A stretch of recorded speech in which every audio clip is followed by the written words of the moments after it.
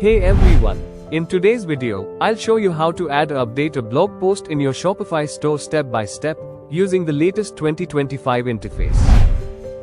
First, log into your Shopify admin panel using your store credentials. Once you are in, you'll land on your main dashboard.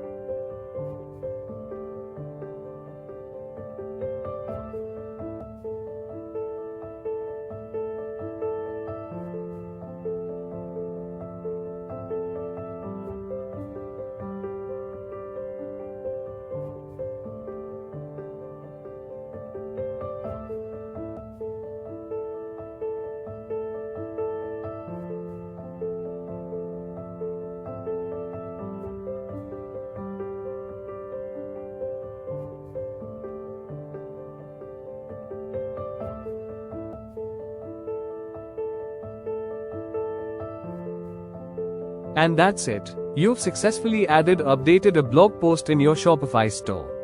If you found this video helpful, don't forget to like, share, and subscribe for more Shopify tips. See you in the next one.